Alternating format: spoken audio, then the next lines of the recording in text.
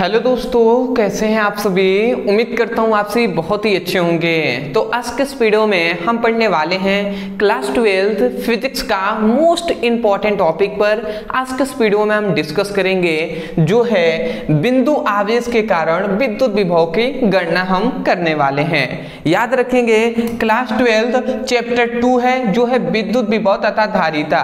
इसका most important हम कह सकते हैं बोर्ड एग्जाम की दृष्टि से मोस्ट इंपॉर्टेंट ये टॉपिक है जो कि आपके बोर्ड एग्जाम में कितने नंबर में, बोर्ड एग्जाम में 5 नंबर में पूछ लिया जाता है। 5 मार्क्स का ये क्वेश्चन है, ठीक है। बोर्ड एग्जाम में 5 नंबर में ये क्वेश्चन पूछा जाता है। मैं यही कहूंगा डेरिवेशन है, थोड़ा सा पेशेंस रख के अंत तक वीडियो को देखिएगा। जिन विद्यार्थियों को डेरिवेशन समझ में नहीं आता उनसे मैं कहना चाहूंगा बहुत ही आसानी तरीके से आपको समझ में आने वाला है। बट आप थोड़ा सा पेशेंस रख के एक एक बात को समझिएगा। छोटी छोटी हम बात आपको बताएंगे जिससे आसानी से आपको समझ में आएगा। तो चलिए हम समझते हैं। सबसे पहली बात, डेरिवेशन समझने के लिए आपको फिगर पर कमांड होना चाहिए, फिगर आपको समझ में आना चाहिए। तो फिगर हम समझ लेते हैं। सबसे पहले तो एक ये कह रहे हैं ना बिंदु आवेश, तो बिंदु आवेश पर हमें, बिंदु आवेश के कारण हमें विद्युत विभव की गणना करना है। तो सबसे पहले एक हम यहां पर एक बिंदु ले लेते हैं। ये एक बिंदु है जो है O, और इस पर प्लस Q आवेश उपस्थित है। बात समझ में आपको आ गया, ठीक है। हमने क्या लिया है, एक बिंदु O लिया है जिस पर क्या है, जिस पर प्लस Q आवेश उपस्थित है। और इससे, ठीक है, इस बिंदु O से, इस बिंदु O से याद रखेंगे, इस बिंदु O से मैं ऐसे ले लेता हूं, इस बिंदु O से, इस बिंदु O से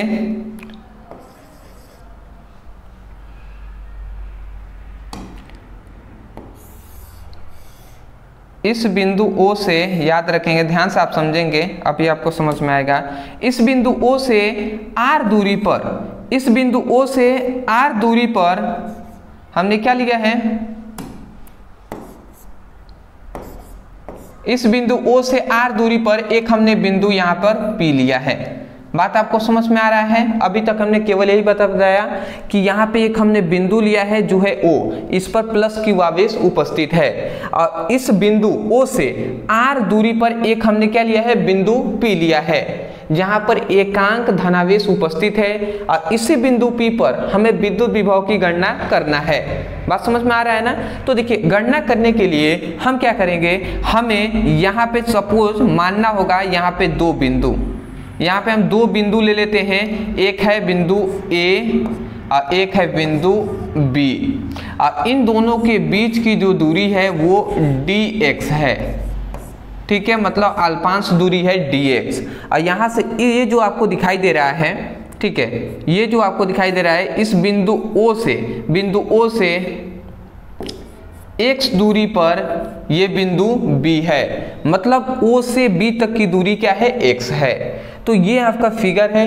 ये अगर फिगर आपने समझ लिया, आपको ये गणना में कोई भी दिक्कत नहीं होने वाली। तो एक बार और मैं ये फिगर बोल रहा हूं क्योंकि फिगर आपको समझकर यहाँ पे लिखना होगा माना की करके। वो आप क्या लिखेंगे, आप ध्यान से समझेंगे। आप लिखेंगे कि माना एक बिंदु आवेश Q है, प्लस Q है, जिससे R दूरी पर एक बिंदु P है जहां विद्युत विभव की गणना करनी है, जिसके लिए हम 2 बिंदु A और B लिए हैं। A और B के बीच की दूरी dx है और बिंदु O से x दूरी पर, मतलब बिंदु O और B के बीच की दूरी x है।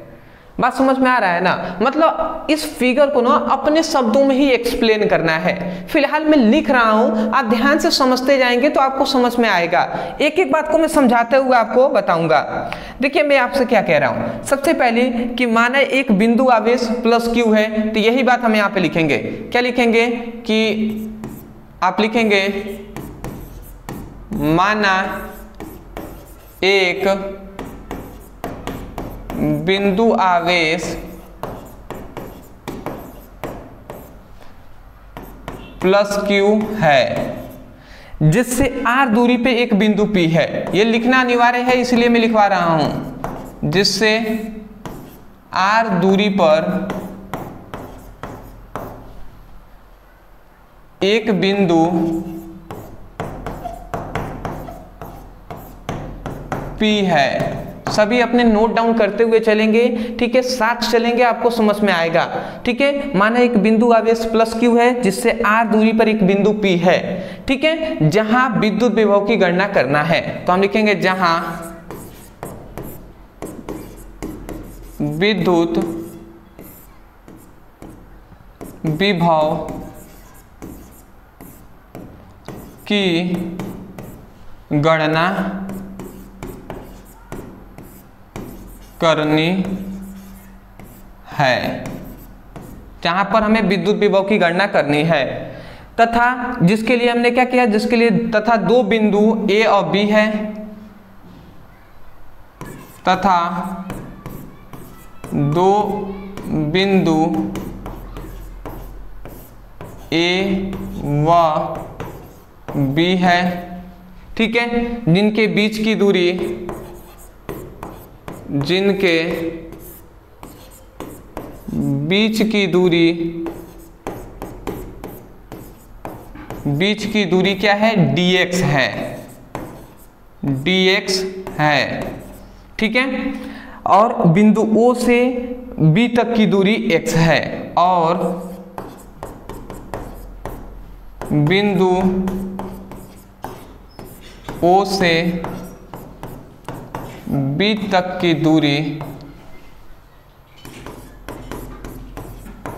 दूरी क्या है, x है।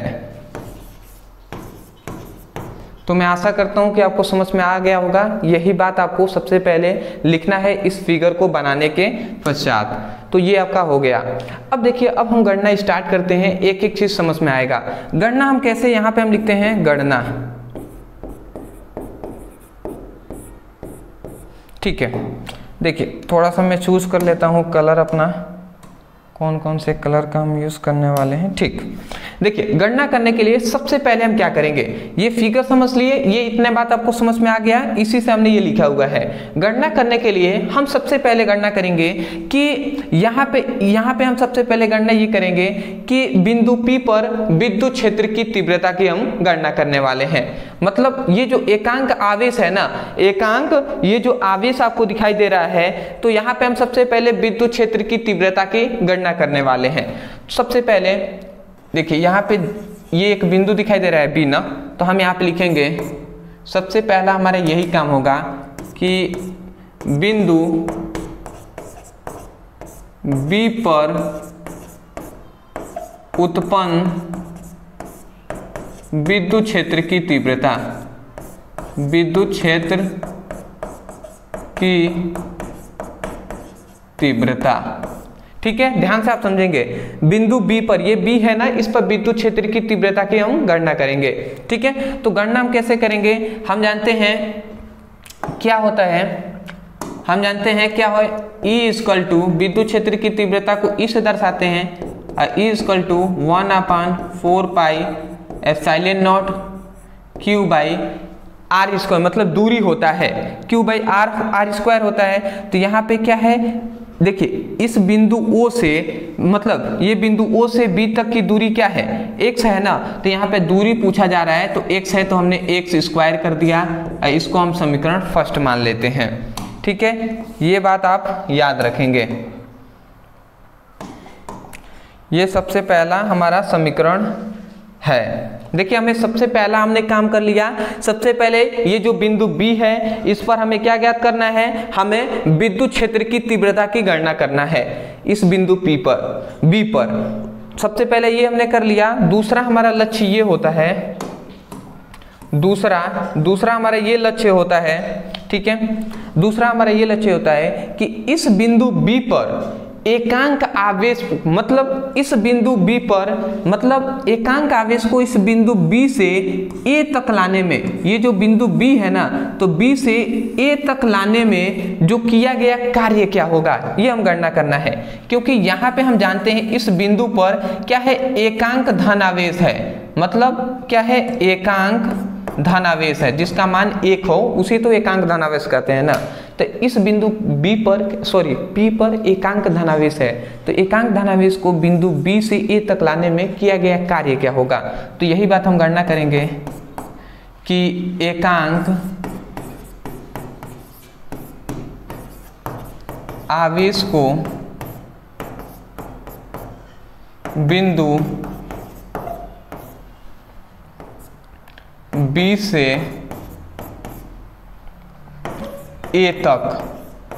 A तक लाने में किया गया कार्य। ठीक है, ये बात आपको लिखना होगा, ये एकांक आवेश को B से A तक लाने में किया गया कार्य क्या होगा।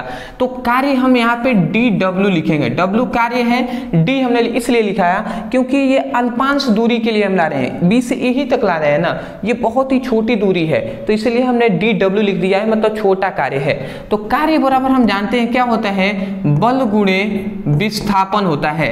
बल हमने लिख दिया F को, अब विस्थापन क्या है, B से A तक ला रहे हैं, तो इनके बीच की दूरी क्या है, बीच की दूरी dx है ना, तो हम dx यहाँ पे लिख देते हैं। बट यहाँ पे एक बात याद रखेंगे, यहाँ पे हम माइनस आगे लगाएंगे। आप कहेंगे माइनस क्यों लगा रहे हैं, इसलिए माइनस लगाया जा रहा है क्योंकि देखिए ये भी एकांक धन आवेश है, मतलब धन आवेश है ना, और यहाँ पे भी धन ही आवेश है, ये भी क्या है, धन आवेश है। तो ये बताइए, ये धन है, ये धन है, तो ये वाला आवेश इसको प्रतिकर्षित करेगा, दूर हटाएगा, बट हम इस आवेश को इधर ला रहे हैं, तो ये वाला तो प्रतिकर्षित करेगा ना, बट हम इसके विपरीत ला रहे हैं, तो ये प्रतिकर्षित करने के लिए ही माइनस का चिन्ह यहाँ पे दिखाया गया है। ठीक है, बात समझ में आपको आ रहा होगा। अब चूंकि हम ये बात जानते हैं, चूंकि हम बात ये क्या जानते हैं, हम जानते हैं कि जो E होता है ना वो F के बराबर होता है। चूंकि हम ये बात जानते हैं, जो विद्युत क्षेत्र की तीव्रता होता है वो बल के बराबर होता है, क्योंकि एकांक आवेश पर जो किया गया, मतलब एकांक आवेश पर जो लगने वाला बल होता है वही विद्युत क्षेत्र की तीव्रता कहलाता है।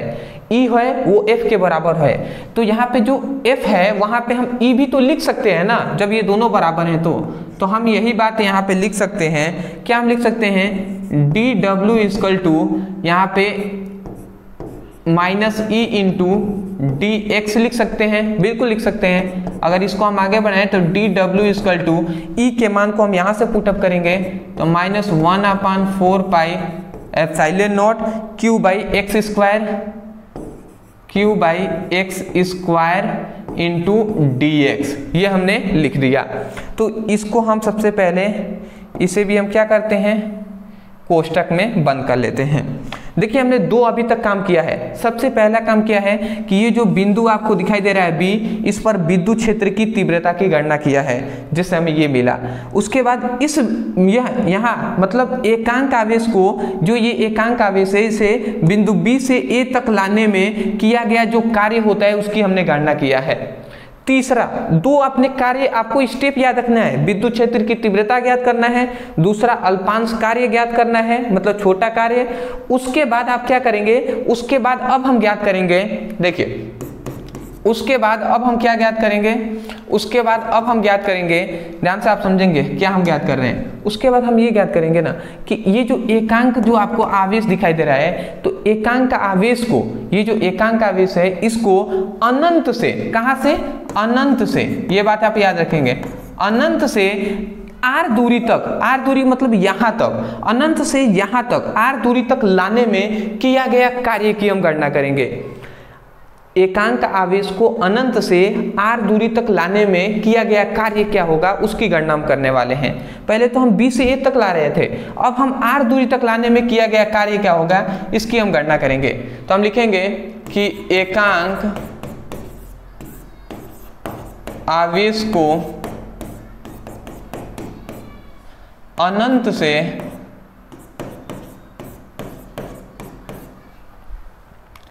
r दूरी तक लाने में किया गया कार्य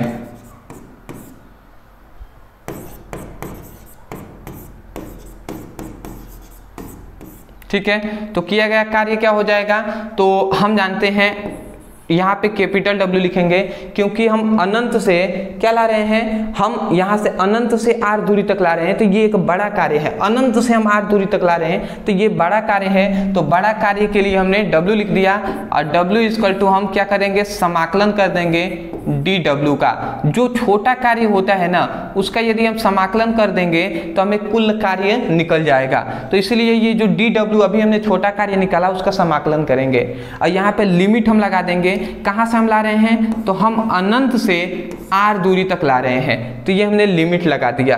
बात आपको समझ में आ रहा होगा। तो अब हम आगे बढ़ते हैं। देखिए यहाँ पे w हमने लिख दिया, ठीक है, ये इन्फिनाइट टू r हमने लिख दिया। dw का मान आपको पता है, dw का मान अभी हमने यहाँ पे ज्ञात किया है, छोटा कार्य dw equal to -1/4πε0 q/x² into dx। तो यही बात हम लिखेंगे -1/4πε0 q/x² इंटू dx। यही ना लिखा जी, ये हमने लिख दिया। उसके बाद अब देखिए, ये समाकलन जो नहीं पढ़ते होंगे उनको बायोलॉजी के स्टूडेंट बस मान लेंगे, और जो मैथ से हैं उनको पता चल जाएगा कि जो कांस्टेंट होता है, नियतांक होता है, वो समाकलन से बाहर निकल जाता है। तो यहाँ पे कांस्टेंट क्या है, -1/4πε0 इंटू क्यू है, तो ये बाहर निकल जाएगा, -1/4πε0 इंटू ये जो q है ये बाहर निकल गया समाकलन से, इन्फिनाइट टू r। तो यहाँ पे क्या बचा, -1/x² बचा, इंटू क्या बचा, dx बचा, तो dx हमने लिख दिया। उसके बाद अगर हम आगे इसको सॉल्व करें तो क्या मिलता है, यहाँ पे w इक्वल टू यहाँ पे -1/4πε0 इंटू क्यू, और यहाँ पे अगर हम देखते हैं इन्फिनाइट टू r, यहाँ पे ध्यान से समझेंगे, ये x के पावर 2 है, ये ऊपर जाएगा तो -2 हो जाएगा, तो x के पावर -2 इंटू dx हो गया, तो ये हमने लिख दिया। उसके बाद आप ध्यान से समझेंगे तो यहाँ पे क्या होता है, इतना हो गया। उसके बाद यहाँ पे w इक्वल टू -1/4πε0 हम लिखेंगे, -1/4πε0 इंटू क्यू हमने लिख दिया। अब ध्यान से समझेंगे, ये जो समाकलन है ना, तो याद रखेंगे कि समाकलन का एक फॉर्मूला होता है, जैसे मैं यहाँ पे बता दे रहा हूँ, इन्फिनाइट टू r है और मान लेते हैं कि x के पावर n है, ऐसे सपोजिट मान लेते हैं x के पावर n है और dx है। तो यहाँ पे फॉर्मूला ये होता है ना कि कोष्ठ हम बनाते हैं और x के पावर n है तो x के पावर n+1 किया जाता है, और फिर से नीचे x n+1, और ये जो लिमिट है इन्फिनाइट टू r ये ऐसे लगा दिया जाता है। मतलब जो घात है ना, n है घात, तो उसमें एक जोड़ देंगे, फिर से नीचे भी एक हम जोड़ेंगे, और जो कांस्टेंट है, जो क्या है, लिमिट है, उसको हम पुटअप कर देंगे। तो वैसे ही इस यहाँ पे देख रहे हैं कि x के पावर -2 है, तो हम यहाँ पे क्या करेंगे, कोष्टक लेंगे, तो x के पावर -2+1 करेंगे और नीचे भी -2+1 कर देंगे। बात समझ में आ रहा है। और ये लिमिट है उसको लगा देंगे इन्फिनाइट टू r। ये छोटी छोटी बातें हम इसलिए बता रहे हैं क्योंकि बिल्कुल भी मैं नहीं चाहता आपको कंफ्यूजन हो, ठीक है, तो इसलिए मैंने आपको ये बात बता दिया। अब देखिए आगे हम बढ़ते हैं। आगे तो यहाँ पे -1/4πε0 ये q है, और उसके बाद यहाँ पे अगर आप देखते हैं तो -2 में से एक चला गया तो x के पावर -1 बचा, x के पावर -1, और नीचे -2 में से एक गया तो -1 बचा, और ये इन्फिनाइट टू r है, तो ये हमने लिख दिया। बात सही है ना। अब देखिए ये माइनस से ये माइनस कट जाएगा, ठीक है, ये माइनस से ये वाला माइनस कट जाएगा, तो उसके बाद एक का तो कोई मतलब है नहीं, तो यहाँ पे w इक्वल टू 1/4πε0, और यहाँ पे q है तो हमने q लिख दिया। और ये देखिए ये x के पावर -1 है, नीचे आएगा ना तो ये +1 हो जाएगा। x के पावर यहाँ पे 1 हम लिख सकते हैं, बट नहीं भी लिखेंगे तो चलेगा, इन्फिनाइट टू r। अरे भैया जिस प्रकार यहाँ पे नीचे से ऊपर गया था तो माइनस हुआ था, उसी प्रकार ऊपर माइनस है, नीचे आएगा तो प्लस हो जाएगा, तो वही x के पावर मैंने 1/x लिख दिया है। अब हम लिमिट सीधा पुटअप कर देते हैं। लिमिट हम पुटअप करेंगे 1/4 पाई एप्सिलॉन नॉट, ये Q है। लिमिट हम पुटअप करते हैं, पहले हम R रखेंगे x के जगह पे, तो x के जगह पर R रखते हैं तो 1/R, फिर से माइनस और फिर से 1/x के जगह पर इन्फिनाइट रख देंगे, तो ये इन्फिनाइट हमने रख दिया। अब देखिए हम जानते हैं अनंत में 1 का भाग देते हैं तो वो शून्य हो जाता है, तो ये टोटल मान जो हुआ ये टोटल मान शून्य हो गया, तो ये तो खत्म हो गया। तो उसके बाद यहाँ पे क्या बचा, यहाँ पे बचा W = 1/4 पाई एप्सिलॉन नॉट ये Q/R। तो ये हमारा अंतिम क्या हुआ, समीकरण मिला। ठीक है, और यही क्या है, यही हमारा, यही क्या है, बिंदु आवेश के कारण विद्युत विभव, मतलब बिंदु आवेश के कारण किया गया कार्य है। तो ये हमने कार्य निकाल दिया। अब देखिए आप कहेंगे कि सर हमें तो गणना करना था बिंदु आवेश के कारण विद्युत विभव का, तो आपने तो यहाँ पे अभी तो कार्य ही निकाला है, तो हमें तो विद्युत विभव होना चाहिए। बिल्कुल चाहिए। तो आपको पता नहीं है तो मैं बता दूं कि जो W होता है ना वो V के बराबर होता है। ठीक है, ये आपको ना पता है तो मैं आपको बता दूं, जो W होता है वो V के बराबर होता है। ठीक है, ये हमने पढ़ा हुआ है विद्युत विभव में। विद्युत विभव जब हमने पढ़ाया था तो वहां पे बताया था कि जो एकांक आवेश को अनंत से विद्युत क्षेत्र के किसी बिंदु तक लाने में जो किया गया कार्य होता है, लाने में जो किया गया क्या होता है, किया गया कार्य होता है वो विद्युत विभव कहलाता है। मतलब कार्य विद्युत विभव के बराबर होता है। तो ये बताइए W की जगह पर भी हम लिख सकते हैं ना, बिल्कुल लिख सकते हैं। W की जगह पर हम क्या लिख सकते हैं, भी तो लिख ही सकते हैं। तो यहाँ पे अगर हम चाहें तो इसको हम लिख सकते हैं, सॉरी W की जगह पर हम क्या लिख सकते हैं, V = 1/4 pi epsilon not Q/R, ये हम लिख सकते हैं। तो ये हमने लिख दिया। और ये आपका क्या हो गया, यही है विद्युत विभव अच्छी स्थिति पर, तो हम यहाँ पे लिख देते हैं प्रूव्ड। ठीक है, तो ये आपका प्रूफ हो गया। मैं आशा करता हूँ आपको समझ में आ गया होगा।